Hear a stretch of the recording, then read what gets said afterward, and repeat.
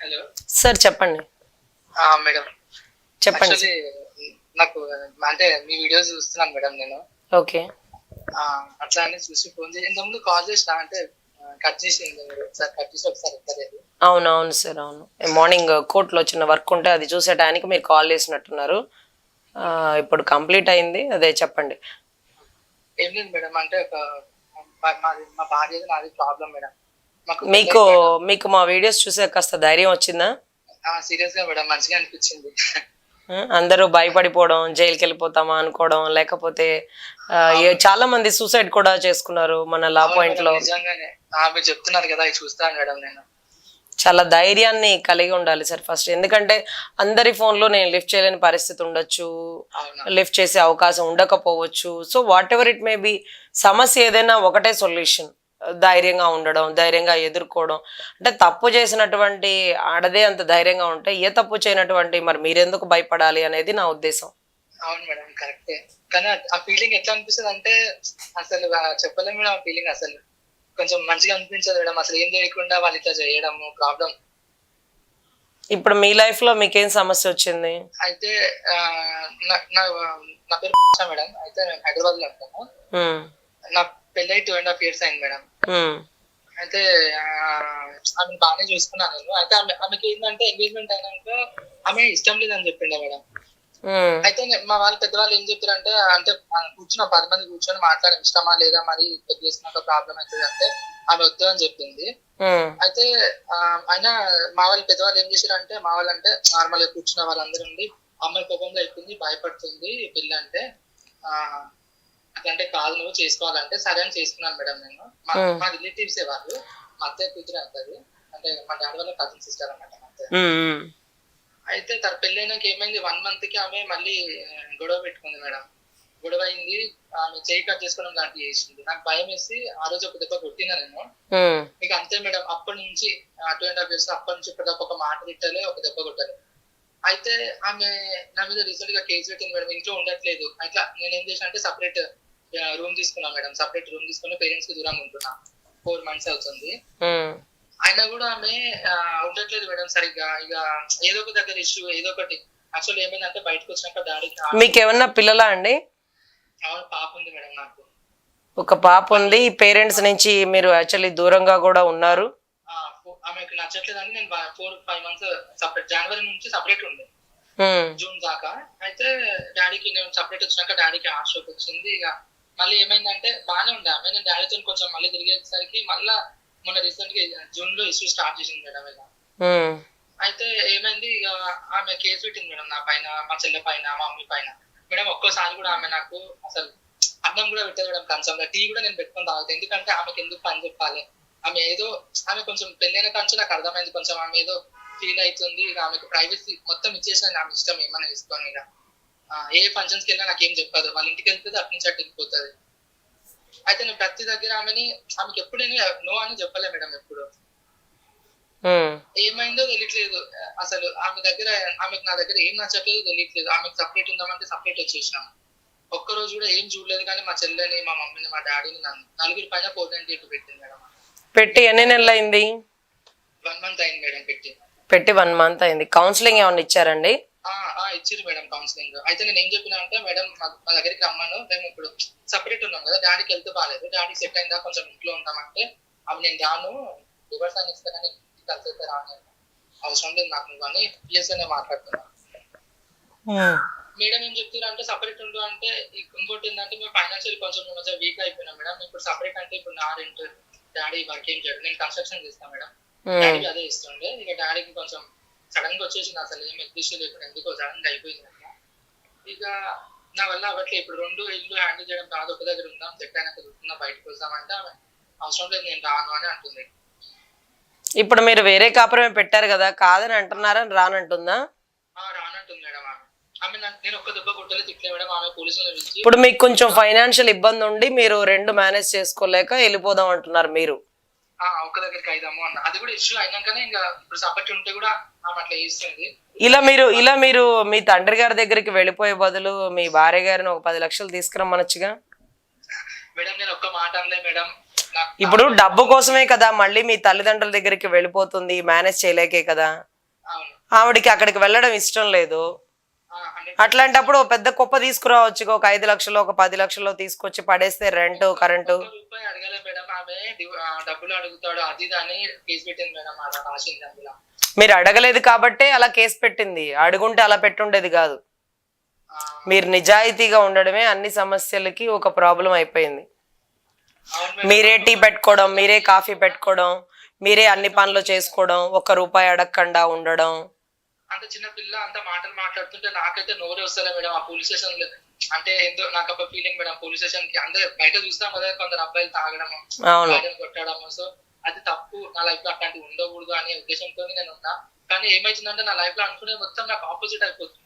అదే ఇప్పుడు మీరు కొట్టకూడదు అనుకున్నారు, ఆవిడ కొడుతుంది. మీరు స్టేషన్ దాకా తీసుకెళ్లకూడదు భార్యని ఏ పరిస్థితుల్లో అనుకున్నారు, కానీ తను తీసుకువెళ్తుంది. తను ఊరికి ఇంట్లో గొడవ అయితే 10 మంది మనకు చెప్పాలి, ఎందుకని నేనే సపరేట్ వచ్చిన మేడం. సపరేట్ ఉందాము, బయట గొడవలు పెట్టి పెద్ద మనుషుల దగ్గర మాట్లాడాల్సిన అవసరం లేదు. నేను సపరేట్. వాళ్ళ తల్లిదండ్రులు ఏం చేస్తుంటారు? అమ్మాయి తల్లిదండ్రులు అమ్మాయి తల్లిదండ్రులు మా అత్త ఆయన మేస్త్రి పని చేస్తాడు, మా అత్తనేమో మిషన్ కుడుతుంది. క్యారెక్టర్ ఏంటంటే మా అత్త మేడం, ఆమె సగం జరగొచ్చింది. మేము రెంట్కున్నాం కదా మేడం, అక్కడ ఓనర్స్ వాళ్ళు అందరు ఉన్నారు సాక్ష్యం. నేను ఒక్కరోజు ఒక మాట అంటే వాళ్ళు అన్నారు, నువ్వు భయపడకు మేము చెప్తాము, నీ తప్పే లేదు. మొన్న ఈ మధ్య మాకు ఆంధ్రాలో అనుకుంటండి, చిత్తూరు తిరుపతి ఏరియా నెంబర్ ఆ ఏరియా నాకు గుర్తులేదు, ఇలాగా భార్యాభర్తల మధ్యలో అత్త ఇన్వాల్వ్ అయిపోతుందని ఒక అల్లుడు ఒక అత్తని చంపేశాడు. అత్తని చంపేసి స్టేషన్కి వచ్చి లొంగిపోయినట్టున్నాడు. ఇలాగ మా ఇద్దరి మధ్య ఆవిడే దొరుకుతుందండి అని. ఇప్పుడు ఆవిడ చచ్చిపోయినా పర్లేదు, వీళ్ళిద్దరు బాగానే ఉంటారు కదా, సమస్య అంతా ఆవిడ వల్ల వస్తుంది కదా. ఒక అత్తని అలా చంపేశారు అనుకోండి, ఇక మధ్యలో ఏ అత్తలు దూరరు. ఎందుకంటే అల్లుళ్ళు కాస్త వైలెంట్ అయిపోతే మా పని అవుట్ అని ఒక భయం అనేది క్రియేట్ చేశాడు ఎవడో ఒకడు. మరి మా అత్తయ్య మెయిన్ మేడం. అక్కడ వాళ్ళ ఇంట్లో ఏంటంటే మా అత్తయ్య నార్మల్ గా ఎవరింట్లో జెంట్స్ ఉంటది, వాళ్ళ ఇంట్లో ఏంటంటే మా అత్తయ్య ఉంటది, మా మామకి ఏం తెలియదు. మీరు ఇంత నిదానంగా ఉంటే అక్కడైనా అంతేగా అవుతుంది, ఇక్కడైనా ఇంతేగా అవుతుంది. మీరు ఎప్పుడు మర్డర్స్ చేయలేదా? అంటే ఒక కోడినో ఒక మేకనో అదన్నా చంపుంటారు కదా.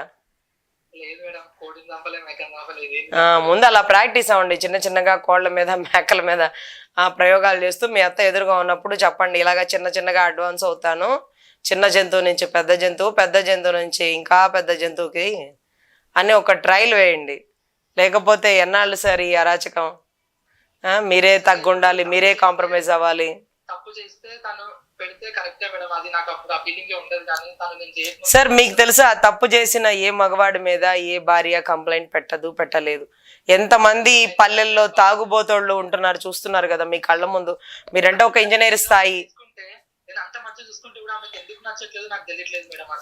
అదే అత్యాస అంటారు సార్. ఆశకు మించిందే అత్యాస. పెళ్ళైన కొత్తలో నేను భార్య దగ్గర ఎవరు చనువు ఉండరు మేడం, చెప్పండి. అట్లా ఉంటే కూడా 10 మందిలు పెట్టి నా దగ్గర అట్లా ఉండదు, మజాకు చేసి నా దగ్గర అట్లా నచ్చదు అట్లానే అంటారు. అట్లా నేను సైలెంట్ గా ఉన్నా మేడం, తన దగ్గర ఉన్నా మంచిగానే. తను ఏ పని చేపియను మేడం, నేను అసలు ఫస్ట్ ఫ్లోర్ నుంచి కిందికి దిగాలి, ఆమె అంతా మంచిగా చూసుకుంటా. అయినా కూడా తనకి ఏమో నచ్చట్లేదు, ఎందుకు నచ్చట్లేదు అర్థం అవుతలేదు. నువ్వు టార్చర్ పెడుతున్నావు, నన్ను కొడుతున్నావు ఫుల్ అని చెప్తుంది. ఒక్క రోజు కూడా చేసుకోలేదు. లేనివన్నీ క్రియేట్ చేసేస్తా ఉంది. ఒక్కటికి అసలు కేసులో ఎత్తుంటే నేనే షాక్ అయిపోయినా, ఎన్ని అబద్ధాలు ఆన్ ది స్పాట్ ఎట్లా అవుతుంది. మంచి ఫ్యూచర్ ఉంటది ఒక కథా రచయితగా కదా వీళ్ళకి. అవును మేడం, నిజంగానే. ఎందుకంటే ఒక అబద్ధం ఆడాలంటే, అంటే బియాండ్ ద సైకాలజీ స్టూడెంట్ కానీ ఎంఎస్సి సైకాలజీ చేసినప్పుడు కానీ మా సీనియర్ చెప్తారనమాట, అమ్మ అబద్ధాలు చెప్పేవాళ్ళు ఆగి మాట్లాడతారు, అబద్ధాలు చెప్పేవాళ్ళు తడబడతారు, అబద్ధాలు చెప్పేవాళ్ళు అటు ఇటు చూస్తారు అని.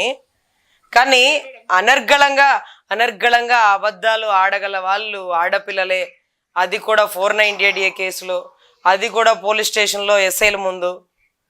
ఎంత చాకచక్యంగా. అసలు దారుణం ఏంటంటే జీవితంలో ఒక్కసారి కూడా తాగని వాడి మీద వీడు తాగి ప్రతిరోజు తాగి నన్ను తంతాడండి అనింది. నాకు అసలు ఆశ్చర్యం వేసింది. సార్ వీడు అసలు ఏ రోజు తాగలేదంట, చిన్నప్పటి నుంచి వాడికో తెలిసిన దగ్గర నుంచి ఎప్పుడు మందు ముట్టలేదట.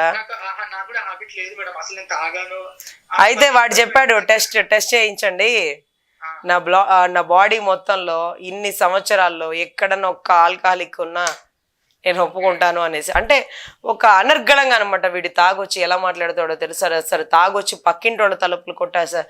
తాగొచ్చి నా జుట్టు పట్టుకొని కొడితే అదిగోండి సార్ గోడకెళ్ళి తగిలి, అదిగోండి సార్ మంచం మీద తగిలి, అదిగోండి సార్ కింద పడిపోతే, ఇదిగోండి సార్ నా చేతికి రక్తం వచ్చిందని టప్పా టప్పా టప్పా టప్పా స్టెప్ బై స్టెప్ చూస్తుంటే నాకు రామ్ గోపాల్ వర్మ సినిమా రిలీజ్ అయిందేమో అనిపించింది. అంత దారుణంగా ఆడపిల్లలు ఒక అల్లిక అనమాట. వాళ్ళు బాగా అల్లి ఉంటారేమో అల్లికలు, టక టక టక టక అల్లేస్తున్నారు అబద్ధాలు. ఎస్ఐ రాసిందే రాసి రామకోటి లాగా ఇవన్నీ రాసుకుంటూ, అవునమ్మా తలుపు దగ్గర తగిలి మంచం దగ్గర పడ్డాను సార్, మంచం నుంచి ఈడ్చుకుంటా సోఫా దాకా తెచ్చాడు సార్, అక్కడ సోఫా మీద నా మెడ మీద కాలు పెట్టాడు సార్. అంటే నాకు ఒక స్టోరీలో ఎలా ఇమాజిన్ చేసుకుంటానో అలా యాస్టీజ్ ఇమాజిన్ చేసుకున్నా. అట్లాంటి పరిస్థితి వాడైతే మీలాగే స్టన్ అయిపోతున్నాడు. చెప్పురా మాట్లాడు, నువ్వు ఏదో ఒకటి మాట్లాడమ్మా అంటే ఏం మాట్లాడాలి మేడం? ఒక్క మాట కూడా నిజం లేకుండా అబద్ధాలు వాళ్ళలాగా అసలు చెప్పలేము. అసలు ఎట్లా చెప్తారంటే వాళ్ళు ఒక గంట సేపు చెప్పమనే చెప్తుంది ఆమె నా గురించి, ఒక్కటి కూడా నిజం లేకుండా. అసలు ఒకటికి 100 అల్లుతుంది మేడం. ఆమె కొట్టంది తిట్టంది ఆమె. నేను అసలు ఆమె ఎట్లా చెప్తుందంటే ఆడ రెంట్ వాళ్ళు కూడా షాక్ అవుతారు, ఓనర్స్ కూడా షాక్ అవుతారు. ఇంటికి ఇట్లా చెప్తుంది మేము చెప్తాంలే భాషలో టెన్షన్ పడక అని చెప్పారు. వాళ్ళు బి సపోర్ట్ ఇచ్చారు. ఇంతగానం వాళ్ళ అమ్మని కూడా తిట్టారు. అమ్మ నువ్వు అట్లా వచ్చినప్పుడు పిల్లలు తోలుకోవడం తప్పు, నీది ఏంది ప్రతిదానికి ఏదో సమస్య ఉంటది, మాట్లాడాలి ఇన్నే ఉండాలి కానీ నువ్వు అట్లా తోలుకోవడం తప్పు అంటే. ఇప్పుడు ఫైనల్ గా ఏమంటుంది ఆమె? మళ్ళీ మేడం ఈ 1 month లో ఆమె కేసు పెట్టినాక కూడా మా రిలేటివ్స్, మా బాబాయ్ని, మా పెద్దనాన్నని, మా మమ్మీ డాడీ తప్ప అందరు పోయారు మేడం. ఇగో నీకు ఏం కావాలన్నా బయట మాట్లాడదాం, పెద్ద మనుషులు మా ఊరు నుంచి పెద్ద మనుషులు కూడా పంపించినాము, నీకేం కావాలన్నా బయట మాట్లాడదాం, ప్రతి దానికి రెడీ, చెప్పు ఏం కావాలంటే లేలే మేము పోలీస్ స్టేషన్ లో చూసుకుంటాం అని అంటది మా అత్తయ్య. ఇంకేంటి ఏం కావాలేంటి అంటే విడాకులు ఏమన్నా కావాలా, డబ్బులు ఏమన్నా కావాలా? మా బాబాయ్ వాళ్ళకి ఫోన్ చేసి అంటదంట మేడం ఆమె, అవసరం లేదు ఇంకా నేను పంపించాను నా కూతుర్ని వాళ్ళ ఇంటికి అని అంటదంట. కూతుర్ని మాత్రం పంపించదు, అటువైపు నుంచి కుప్పలు మాత్రం కావాలి వీళ్ళకి. మేడం అదే మెయిన్ ఏంటంటే ఆమె డబ్బు పిచ్చి ఉంది మేడం మా అత్తయ్యకి. ఫైనాన్షియలీ కొంచెం ఈ మధ్య కొంచెం వీక్ అయిపోయినాం, సమ్ సిచ్యువేషన్స్ ఇంట్లో డాడీకి అలా అవ్వడం, కొంచెం సెట్ అవ్వకపోవడం అన్ని. సో డబ్బు ఈ మధ్య మెంటల్ హాస్పిటల్లో అన్ని పిచ్చులతో పాటు డబ్బు పిచ్చికి కూడా ట్రీట్మెంట్ ఇస్తున్నారంట. ఎక్స్పెషల్ గా వైజాగ్ లో మెంటల్ హాస్పిటల్లో, ఎర్రగడ్డలో కూడా ఇలాంటి వాళ్ళని తీసుకెళ్లి పెట్టాలి, డబ్బు పిచ్చిన వాళ్ళని మాత్రం. అదే అంటున్నాను, ఏ పిచ్చికైనా ట్రీట్మెంట్ ఉంటది, ఈ పిచ్చికి కూడా ట్రీట్మెంట్ అక్కడ అందుబాటు సేవలో ఉంటుంది, ఆడ పంపించండి. ఎందుకంటే సార్ ఎట్లా ఉందంటే ఆశ, బంగారు గుడ్లు పెట్టే బాతుని తినవే అంటే ఆ గుడ్లు పెట్టే గుడ్లు తినంటే బాతునే తింటారు చూడు, ఆ మాదిరిగా ఉంది. ఎందుకంటే ఆవిడ చూస్తే మిషన్ కుట్టుకుంటది, అతను చూస్తే చిన్న తాపి పని లాంటి పని. సో ఇటువంటి వ్యక్తులు, ఒక ఇంజనీర్ అల్లుడు దొరికాడు అంటే వాడిని ఎంత బాగా చూసుకోవాలి, వాడికి అడిగింది అడగకుండా ఇవ్వాలేమో, వాడిని ఎట్లా మెప్పించుకోవాలి, ఎట్లా ఒప్పించుకోవాలి, ఈ రకమైన ఆలోచన వదిలేసి ఎట్లా వాడి నుంచి వదిలించుకోవాలి, ఎట్లా తప్పించుకోవాలి, ఎంత డబ్బు గుంజుకోవాలి, ఈ ప్రాసెస్ లో వెళ్తుంది. మేము రెంటుకున్నాం కదా అక్కడ సామాన్ తెలుసా, మొత్తం ఇల్లు కాల్ చేసేస్తుంది నాకు చెప్పకుండా వాళ్ళు. మా పెద్దనాన్న వాళ్ళకి ఫోన్ చేసి చెప్పారంట ఇల్లు కాల్ చేస్తున్నామా అని. నాకు చెప్పాలి కదా నా ఇంట్లో సామాను, నన్ను అడుగుకుని ఎట్లా కాల్ చేస్తుంది మేడం ఆమె? ఏదో చచ్చినోడి పెళ్లికి వచ్చిందే కట్నం లాగా ముందు అంతవరకు రాబట్టుకున్నారు, ఆ సామాన్లు కూడా బేరం పెట్టి అమ్మేసి ఉంటారు. ఏమో మేడం ఇంకా ఆమె అయితే ఎట్లా చేస్తున్నారు అంటే, మెయిన్ క్యారెక్టర్ ఏంటంటే మా అత్తయ్య అది. ఆమె ఎట్లా చేసి మా పిల్ల అట్లా చేస్తుంది, ఈ పిల్ల కూడా అట్లనే మాట్లాడుతుంది. గట్టిగా ప్లాన్ గీయండి, అత్తని ఏదో ఒకటి చేయండి. కేసు అయితే మహా అయితే ఒక 3 నెలల లోపల ఉంటారేమో, బెయిల్ మీద బయటకు వచ్చేయచ్చు. మేడం ఇప్పుడు మేమేమో మాకు 10 మందికి వెళ్ళడము మాట్లాడడం అస్సలు నచ్చట్లేదు మేడం. అంటే మేము తప్పు చేయము, అలాంటి సమస్యలు వద్దన్నట్టు మేము ఉంటున్నాం. ఆమె ఏంటంటే పిఎస్కి వెళ్తాము, ఆడికి వెళ్తాము, ఏడికైతే. అలా అని అనుకోకండి, మీకు ఇందాక నుంచి నేను అంత చనువుగా నవ్వుతూ ధైర్యం చెప్తుంది ఏంటంటే, మీలాంటి వాళ్ళు బాధపడడం, సిగ్గుపడడం, పిఎస్కి వెళ్ళడానికి ఆలోచించడం, ఏదైనా ఒక మాట అంటే తీసుకోలేకపోవడం, ఇటువంటి పద్ధతుల్లోంచి బయటికి రండి. ఒక ఆడదానికే అంత తెగింపు ఉంటే నిజంగా నేను దాని వల్ల మస్తు ఫీల్ అవుతున్నా మేడం లోపల. అసలు ఇంట్లో బాధపడితే డాడీకి వెళ్తే బాగాలేదు, వాళ్ళు బాధపడతారు, ఆయనకి ఇంకా మళ్ళీ ఏమైనా అయితే 3 months మన డాడీకి 2 స్టంట్లు వేసారు. సో మీ పరిస్థితి ఏంటంటే వాళ్ళు మళ్ళీ నా గురించి వాళ్ళకి ఒక ఆలోచన అయిపోయింది, వాళ్ళు ఫీల్ అవుతారు. అసలు ఏం చేయాలో నాకు అసలు అర్థమైతలే మేడం. అసలు ఇంట్లో కనీసం ఒక 10 నిమిషాలు కూడా ఉండలేని పరిస్థితి మీది. అవును మేడం, అసలు నిజంగా వాళ్ళ కళ్ళ ముందు మీరు ఏడ్చినా వాళ్ళు చూడలేని పరిస్థితి, బాధపడాలన్నా ఆ పరిస్థితి ఏంటంటే, ఇక మనం బాధపడితే మనకంటే రెట్టింపు వాళ్ళు బాధపడతారు, మనం వాళ్ళ ముందు నటించాలి. ఆ నటన కూడా ఒక పెద్ద ఆర్టిస్ట్ అన్నమాట మనం అక్కడ. వెళ్ళగానే ఏముందిలే మా సమస్యలు అవన్నీ పోతాయిలే, మీరు ప్రశాంతంగా ఉండండి, టాబ్లెట్లు వేసుకోండి, టయానికి తినండి, ఈ రకమైన చెప్పుకుంటూ వస్తారు. బయటకు వచ్చి మీలో మీరు 100 ఆలోచించుకుంటారు. అంటే భయం అయితే కడుపులో ఉంటుంది, బట్ దాన్ని బయట పెట్టకుండా తల్లిదండ్రుల కోసం నటిస్తూ ఉండాలి. ఇది ఇప్పుడు 498 పెడితే ఏమైతుంది మేడం? నెక్స్ట్ ప్రాసెస్ ఏముంటది అంటే దాని బొంద ఉంటుంది, దాని బూడిద ఉంటుంది, ఏం ఉండదురా.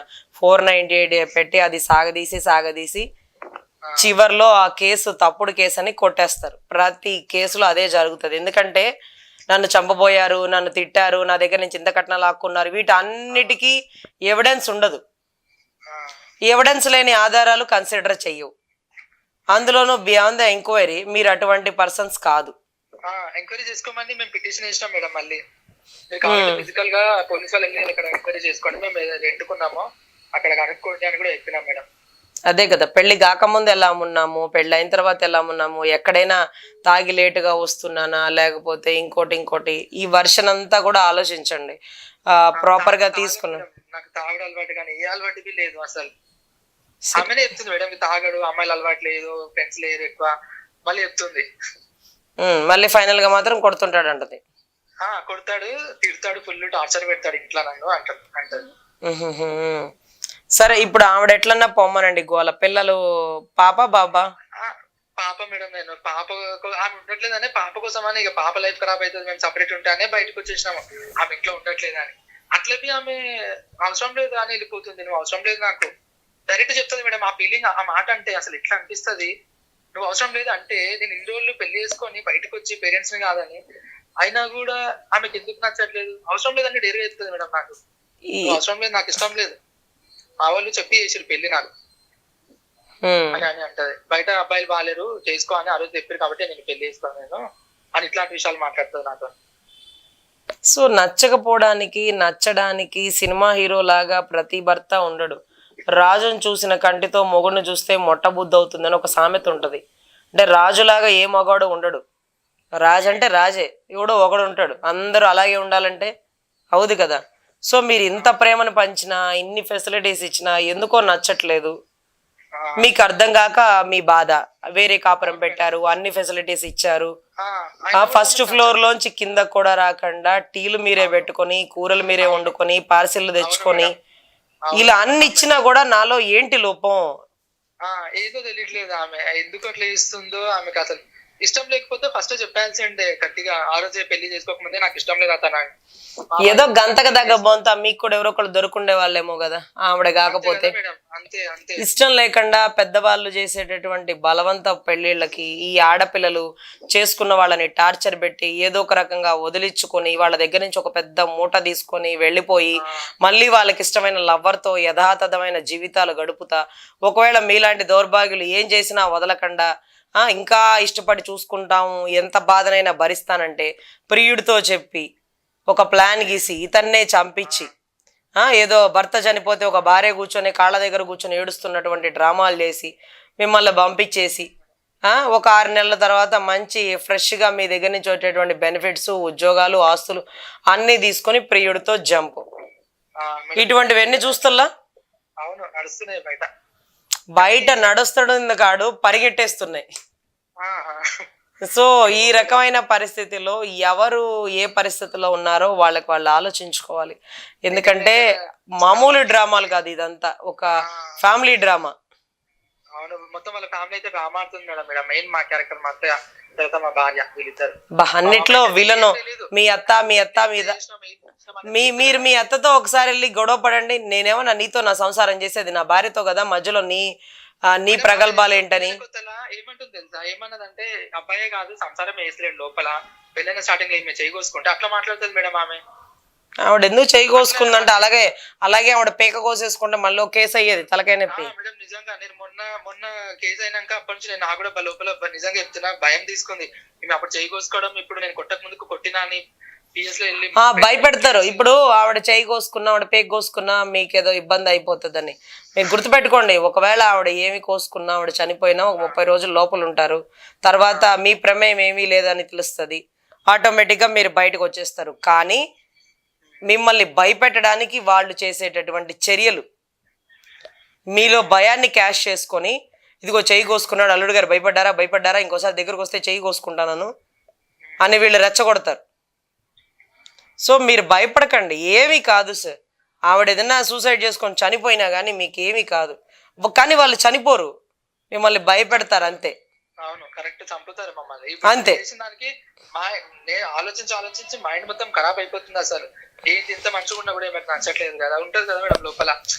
అసలు మీరు మీ ప్రేమను టెస్ట్ చేసుకోకండి, మీలో మీరు క్వశ్చన్ చేసుకోకండి. మీరు చూసినంత బాగా ఏ భర్త ఏ భార్యని చూడరని మీరు ఫిక్స్ అయిపోండి. ఇంకా దరిద్రులకి తినే రాత లేదని మీరు భావించండి, కానీ మీరు మాత్రం బాధపడకండి. ఇక్కడ విషయం ఏంటంటే ఇంటెన్షనల్ గా మిమ్మల్ని టార్గెట్ చేసి మీ సహనాన్ని పరీక్షిస్తుంది అంతే. ఇంకెంత చేయాలి, ఇంకేం చేయాలి, ఇంకెలా ఒప్పించాలి, ఇంకెలా మెప్పించాలి, నాలో ఏంటి లోపో, నేనేం తక్కువ చేస్తున్నాను, నీకేం కావాలి, ఈ రకమైన pattern of question step by step వచ్చి మీలో మీరు నలిగిపోయి కుంగిపోయి సొసైటీలో భార్య వెళ్ళిపోతే సమాధానం చెప్పుకోలేక, ఆవిడ అడిగిన డబ్బు ఇవ్వలేక, బిడ్డకి దూరంగా ఉండలేక, ఈ పరిస్థితులన్నీ ఎదుర్కోలేక మీ అంతటా మీరే సూసైడ్ చేసేసుకునే పరిస్థితి. అప్పుడు వాళ్ళకి చేతికి మట్టి అంటకుండా పని అయిపోతుంది. అదే కదా జరుగుతుంది. అంతే కదా మేడం ఇప్పుడు జరిగేది అదే. ఇంకా టెన్షన్ వాడి ఏం చెప్పలేక అబ్బాయిలు అమ్మాయిలు ఇలాగ అన్ని చెప్పుకోలేరు కదా, బయటికి చెప్పుకోలేరు. మీ దౌర్భాగ్యం ఏంటంటే పాప మనస్ఫూర్తిగా కానీ ఏడవలేరు. అవును మేడం. సో అన్ని బాధలు కట్టగట్టుకొని ఒక్క మగవాడికే వచ్చిన పరిస్థితి అన్నమాట ఇది. సో ఇప్పుడు అది 1 month కూడా ఈ లా కూడా అటు ఇటు చూడాలి కదా అన్ని. అదే సార్, యాక్చువల్లీ ఏమవుతుందంటే ఎందుకు అంతగానం అని మెయిన్ ప్రాబ్లం ఏంటంటే సార్, ప్రాపర్ ఇన్వెస్టిగేషన్ చేయకుండా ఆడపిల్లలు చెప్పింది నమ్మి కేసులు పెట్టేయడం అనేది కరెక్ట్ కాదు. ఒకడు తాగుబోతాడని, ఒకడు తిరుగుబోతాడని చూడాలి, అన్ని చూసే చేయాలి. అదే అంట, నిజంగా ఒక ఆడపిల్లకి అన్యాయం జరిగినా నష్టమేం లేదు. ఒక 1 day 2 days ప్రాపర్ ఎంక్వైరీ చేసుకొని వాడు అలాంటి వాడేనని గ్రహించినప్పుడు సరైన ఆధారాలు తీసుకొని వాడిని కస్టడీలోకి తీసుకోండి, వాడికి 41 ఇవ్వండి, వాడి మీద కేసు నమోదు చేయండి. కానీ ఆడపిల్ల ఎక్కడో కూర్చొని ఫోన్ చేస్తే, ఎక్కడో ఉన్న మగపిల్లడి మీద కేసు కట్టేస్తే, ఎక్కడో ఉన్నోడిని ఎక్కడెక్కడో పోలీసులు తీసుకొని ఈడ్చుకొచ్చేస్తే ఏం జరుగుతుంది ఇక్కడ? సో ఏది తప్పు ఏది ఒప్పు అని తెలుసుకునే లోపల మగవాడి కుటుంబం పోలీస్ స్టేషన్ చుట్టూ 10 సార్లు తిరుగుతుంది, కోర్టు చుట్టూ 50 సార్లు తిరుగుతుంది. ఒక 3 సంవత్సరాల తర్వాత కేసు కొట్టేస్తారు, మీరు నిర్దోషులు అంటారు. ఇన్ని సంవత్సరాలు దోషిగా ముద్ర వేసుకున్నందుకు గాను, కోర్టు చుట్టూ స్టేషన్ చుట్టూ తిరిగినందుకు గాను మరి ఏమొస్తుంది నాకు అర్థం కాదు. ఏమో మేడం, ఇంకా వాళ్ళు అట్లా చేస్తారు. సరే, ఇప్పుడు మీకైతే అప్పుడప్పుడు పాపని చూసుకుంటున్నారా? అంటే 1 month అయింది మేడం, పోలేదు. మళ్ళీ వాళ్ళు ఇంకేమైనా ఎక్కువ బ్లేమ్ చేస్తారేమో. బ్లేమ్ లేదు, ఏం లేదండి. ఆవిడేమన్నా సూర్యుడితో బిడ్డని కనేసిందా? మీతోనే కదా. సో ఆవిడకి ఎంత హక్కు ఉందో మీకు అంతకంటే ఎక్కువే హక్కు ఉంటుంది. మీరు వెళ్ళి ఆ బిడ్డను అప్పుడప్పుడు చూసుకోండి. ఆవిడ వస్తుందో రాదో ఒకసారి నోటీస్ పంపించండి కాపురానికి రమ్మని, కాంజుగల్ రైట్స్ ద్వారా. అంటే మేడం ఒక డౌట్, ఇప్పుడు మనం ఆమె 498 పెట్టి 1 month అయింది, పంపించొచ్చా నోటీస్? పంపించొచ్చండి, మనం పంపించచ్చు. నేను ఇక్కడి నుంచి పంపిస్తాను నోటీస్, ఏపీ హైకోర్టుకు సంబంధించి. ఇక్కడ కాబట్టి నేను ఇక్కడి నుంచి ఆమెని కాపురానికి రామ్మా, బిడ్డను తీసుకునిరా, నా క్లయింట్ నీతో రీజాయిన్ అవ్వాలని కోరుకుంటున్నాడు అని చెప్పి మెన్షన్ చేస్తాను. ఎందుకు రావట్లేదో ఆవిడ సమాధానం చెప్పాలి. వాళ్ళు ఏంటంటే మేడం, ఇప్పుడు నేను పాప విషయం నాకు లోపలైతే ఉంది, కానీ అక్కడికి వెళ్తే వాళ్ళు ఏంటంటే చాలా డేంజర్ మేడం. వాళ్ళు మాత్రం ఆమె లేనిది ఒకదానికి ఏదో ఒకటి సార్ చూడండి వేసేయండి, ఏదైతే అదైన తర్వాత చూసుకుందాం. ఫస్ట్ మీరు నవ్వుతూ ధైర్యంగా ఉండండి. మీరు అలా నవ్వుతూ ధైర్యంగా ఉంటే వాళ్ళకి భయం వేస్తుంది. ఎందుకంటే వీడు వెనకాల ఏముందిరా, ఇంత ధైర్యంగా ఉన్నాడు, ఇంత ధైర్యంగా ఇంటికి వచ్చేసాడు, వాడేమన్నా చేస్తాడేమో మనల్ని వాళ్ళు భయపడాలి. ఈ లోపు ఆ వీడియో ఏ ఏరియాదో ఒకసారి క్యాచ్ చేయండి, అది స్టేటస్ లో పెట్టండి. అత్తని చంపేసిన అల్లుడు వీడే కరెక్ట్ అని. అత్తకి మొగుడు అమ్మాయికి మొగుడు ఏదో వస్తుంది కదా, అత్తకి ఎముడు అమ్మాయికి మొగుడు అని. అట్లా అత్త పాలిట ఎముడైపోవాలనేసి ఆ కొటేషన్స్ స్టేటస్ లో పెడితే ఒక 2-3 days ఆగి మీరు మీ అత్తగారింటికి వెళ్ళండి. ఓహో ఎక్కువ తక్కువ మాట్లాడితే వీడు నన్ను వేసేస్తాడేమో, నాకెందుకు, వాడి మొగుడు వాడి పిల్ల మనకు వద్దులని కామ్గా పక్కకు వెళ్ళిపోతుంది. ఓకే, ఫస్ట్ మీరు ధైర్యంగా నవ్వుతూ సరదాగా హ్యాపీగా వెళ్ళండి. అప్పుడు వాళ్ళలో ఒక భయం అనేది వస్తుంది. మీరు వెళ్ళొచ్చా వెళ్ళకూడదని ఆలోచిస్తూ ఉంటే వాళ్ళు ఇంకా భయపెట్టేస్తారు. ఒక కుక్క మనల్ని వెంటబడుతూ ఉంటే మనం ఎంత దూరం అని పరిగెడతాం, మధ్యలో ఆపి ఒక్కసారి వెనక్కి తిరిగితే అది వెళ్ళిపోతుంది కదా. ఆ పని చేయండి. వీళ్ళందరూ తప్పుడు కుక్కలు, తప్పు పనులు చేసేటువంటి కుక్కలు. మనల్ని ఇబ్బంది పెట్టేటటువంటి కుక్కలు, విశ్వాసం కూడా లేని కుక్కలు. ఆ కుక్కలతో కూడా వీళ్ళని పోల్చడమే చాలా తప్పు. ఓకేనా? మీరు ధైర్యంగా ఉండండి సార్, ఎప్పుడు బాధపడకండి, భయపడకండి. ఒకవేళ అక్కడికన్నా వెళ్ళినప్పుడు మేము ఏదేమన్నా కేసులు ఏమన్నా ఫైల్ చేస్తారేమన్నా భయం అనిపించినప్పుడు మీరు కన్సర్న్ నియర్ అబౌట్ ఎస్ఐకి కూడా మీరు ఒకసారి మాట్లాడండి, ఇబ్బంది లేదు, పాపని చూడాలనిపిస్తుంది వచ్చానని. ఏదో ఒకటి మీరు కొంచెం ధైర్యంగా ఉన్నారని వాళ్ళకి ఆ విషయం తెలియాలి. ఎంత దూరం ఎంత సమస్యనైనా ఎదుర్కోండి. 2 years అయినా పట్టనివ్వండి, 498లో ఒకవేళ లేట్ అయినా కానీ మీరే నిర్దోషిగా బయటకు వస్తారు. ఎందుకంటే వాళ్ళ దగ్గర ఎటువంటి ఎవిడెన్స్ లేదు. కోర్టు కన్సిడర్ చేసేది ఎవిడెన్స్ ప్రకారం మీ చుట్టుపక్కల అన్ని ఏరియాల్లో కానీ అద్దెకున్న చాట కానీ మీరు మంచి వాళ్ళని డిసైడ్ చేస్తారు. Okay okay. ఇంతకీ మీరు ఏం చేస్తుంటారు? B Tech. Okay okay. Raghuvaran B Tech లాగా ధైర్యంగా ఉండండి. ఓకే.